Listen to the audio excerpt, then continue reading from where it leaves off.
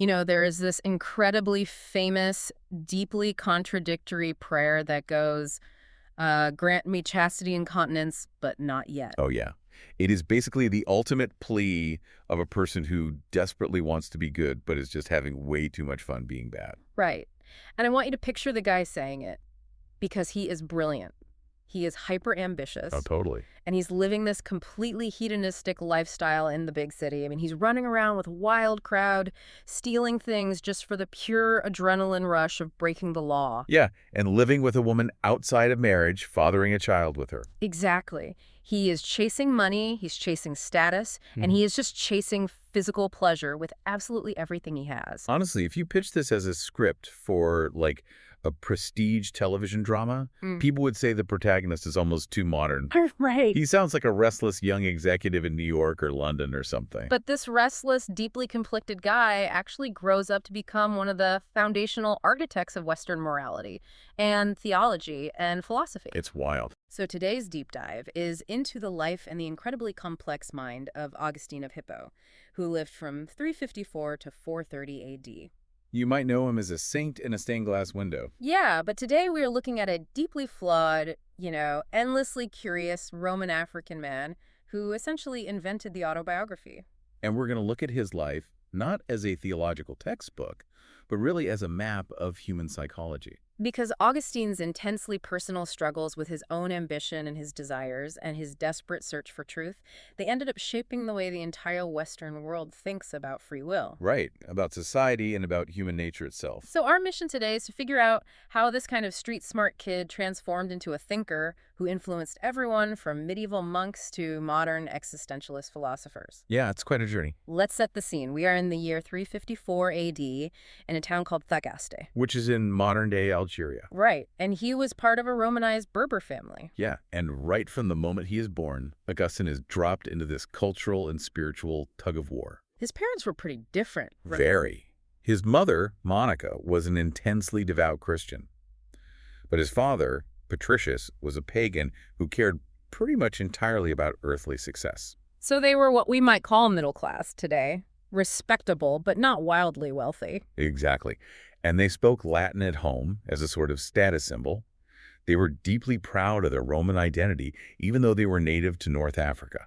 So Augustine is caught right in the middle between his mom's intense faith and his dad's pressure to climb the Roman social ladder. And that pressure cooker of expectations leads us to an event that seems incredibly minor, but it actually becomes the foundation for his entire philosophy of human nature. The incident of the stolen pears. The stolen pears, yes. Okay, let me make sure I am fully grasping the absurdity of this, because he writes about this event decades later with agonizing guilt. Oh, he obsesses over it. Right. So he and his teenage buddies sneak into a neighbor's garden in the middle of the night, and they completely strip a pear tree bare. But he admits he wasn't even hungry. The pears weren't even good. He says he had way better fruit sitting in his kitchen at home. And they ended up throwing most of the stolen pears to the pigs anyway. So they didn't even want the fruit. No, they wanted the theft. But I have to push back on his reaction to this, though. I mean, he spends chapters of his writing agonizing over this one night. Wasn't he just overthinking normal teenage rebellion? I mean, kids do dumb stuff because their frontal lobes aren't fully developed. Why elevate a neighborhood prank to a massive philosophical crisis? Because he uses this memory as a microscope. He's trying to examine this terrifying glitch in human psychology. A glitch? Yeah, he is trying to figure out why we do bad things when we fully know they are bad.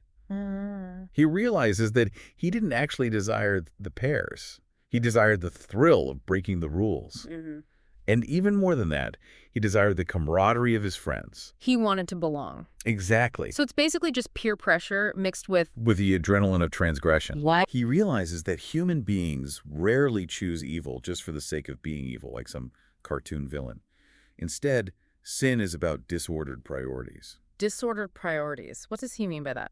It is choosing a lesser good, like the thrill of bonding with his buddies, over a much greater good, like justice or respecting his neighbor or obeying God. Oh, I see. It's this profound psychological insight. Our desires aren't necessarily bad, But the order in which we rank them gets completely warped. He realizes we prioritize the immediate, cheap thrill over the lasting, meaningful good.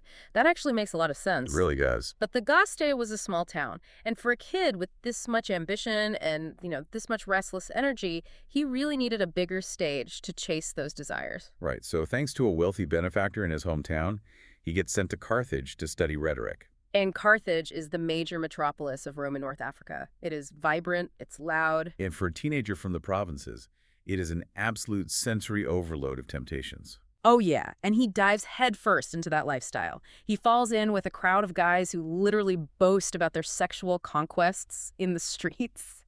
He even admits he would make up stories about things he hadn't done just so he wouldn't look innocent next to them. Typical teenager stuff. But then, at age 17, things get complicated. He begins a relationship with a young woman in Carthage, and they end up staying together for over 15 years. It was a very complex situation in Roman society. She was a concubine. Meaning she was from a lower social class? Exactly. Because of that class divide, his family, especially his ambitious mother, adamantly opposed him marrying her. But he was deeply devoted to her. I mean, together they have a son whom they name Adeodatus, which translates to gift from God. Yeah. I find that so fascinating. Even in this unsanctioned relationship that society totally looks down on, he names his child gift from God.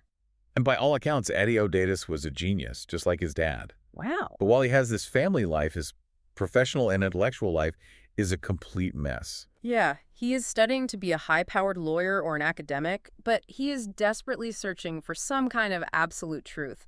And that search leads him to a religion called Manicheanism. Manicheanism is crucial to understanding his state of mind right now.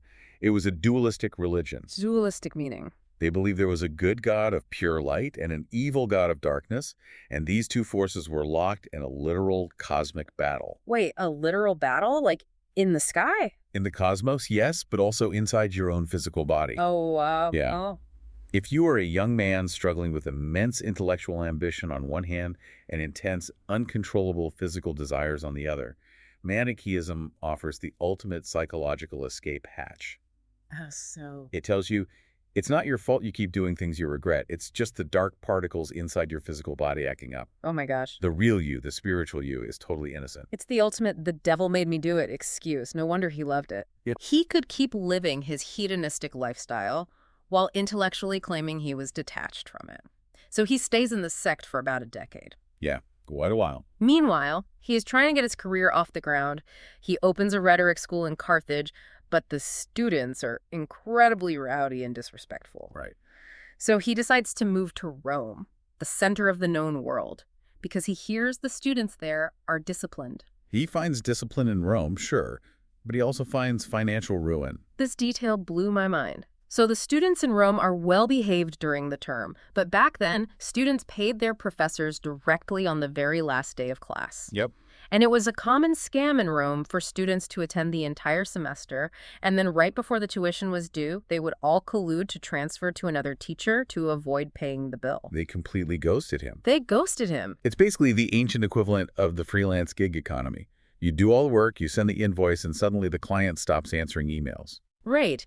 If you've ever felt the absolute exhaustion of chasing status, trying to network, trying to look successful on paper while getting stiffed by clients and feeling completely hollow inside, you are feeling exactly what Augustine felt.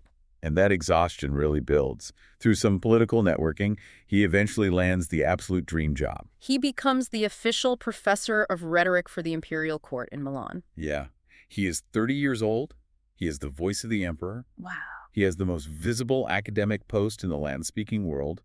He has won the game of Roman society. And he is absolutely, utterly miserable. Yeah. The money, the status, the imperial post, none of it fixes his internal anxiety. The tension we've been tracking finally snaps in Milan. Largely because he meets a man named Bishop Ambrose. Okay, tell us about Ambrose. So Ambrose was a master of rhetoric, just like Augustine. Augustine initially goes to hear Ambrose speak purely as a professional courtesy, to analyze his public speaking technique. Right, he wants to see if this guy is as good as people say. Exactly. But Ambrose does something unexpected. He introduces Augustine to a way of reading the Bible that isn't just literal, but metaphorical and deeply philosophical. Oh. He shows Augustine that faith doesn't require turning off your brain. But just as his intellectual life is coming together, his personal life implodes. Yeah, it really does. His mother, Monica, has followed him to Milan, and she decides it's time for him to get serious about his career. So she arranges a respectable, high-class marriage for him to a wealthy heiress. But there's a devastating catch. There's always a catch. The heiress is legally underage, so he has to wait 2 years to marry her. And to make this respectable engagement happen, Roman social customs demand that he send away his concubine, The mother of his son. the woman he has loved for 15 years. Let's pause on that, because the cruelty of that situation is staggering. I mean, he writes that when she was sent back to Africa, his heart, which clung to her, was racked and wounded and bleeding. He was absolutely devastated. And yet he admits he was so enslaved by his own physical habits that he couldn't even handle the 2-year wait for his fiancée. So he took another concubine in the meantime. He was completely disgusted with his own lack of self-control. And that intense self-disgust brings us to the year 386 AD. Augustine is in the garden of his house in Milan, and he is basically having a complete nervous breakdown. He's weeping, he's tearing his hair out, literally torn in half between the prestigious, comfortable life he's built and the terrifying spiritual life he feels pulled toward. And then he hears a voice. From over the garden wall, he hears a child singing a little skipping rope rhyme. Tolele, tolele. Take up and read, take up and read. Right. And he takes this as a sign. He grabs a scroll of the Apostle Paul's letters, opens it at random, and reads a passage telling him to abandon his life of partying, jealousy, and sexual indulgence. And to clothe himself in Christ. Yeah. And he says in that instant, all his anxiety just evaporates. The storm breaks. And he documents every excruciating detail of this mental breakdown and breakthrough in his masterpiece, The Confessions. Right. Let me make sure I'm wrapping my head around the importance of this book. He essentially invents the entire genre of the autobiography just to process his own existential dread. He really does. And it triggers a massive philosophical earthquake in Western history. How so? Think about classical Greek and Roman philosophy before Augustine. It was mostly about observing the external world. Plato and Aristotle, they looked outward at abstract forms or the cosmos or ideal political systems. They were looking at the stars or how to run a city. Precisely. Augustine turns the camera inward. He says the most fascinating, terrifying universe is actually inside the human mind. Wow. He introduces a descriptive approach to memory and human consciousness. He analyzes his childhood motives, his dreams, his grief. So he's essentially psychoanalyzing himself centuries before Freud. Exactly. Centuries later, pioneers of modern psychology looked back at the Confessions and said, this guy was the first person to treat the human mind as a complex landscape that could actually be mapped. So he maps his own mind, he quits his prestigious imperial job, is baptized by Ambrose, and packs up to head back home to Africa to live a quiet monastic life with his friends and his brilliant son. It sounds like a happy ending. It does. But history rarely allows for quiet endings. On the journey back to Africa, his mother Monica dies. Oh, no. And not long after they finally return home, his teenage son, Hedonist, also dies. I can't even imagine the grief.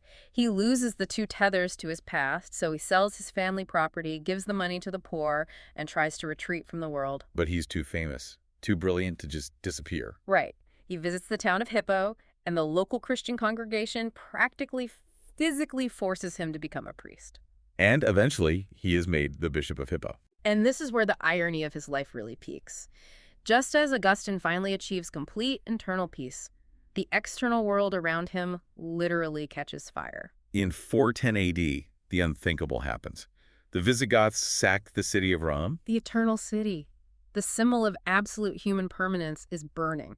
The Roman Empire is collapsing, and people are absolutely terrified. Yeah. The remaining pagans point fingers at the Christians, claiming, you abandon the old gods, and now the empire is destroyed. The psychological terror of Rome falling for these people. I mean, it would be like if the entire global internet and financial system permanently shut down today. It was the end of reality as they knew it. Right. So Augustine realizes he has to keep his congregation from panicking. So he writes his second massive masterwork, The City of God.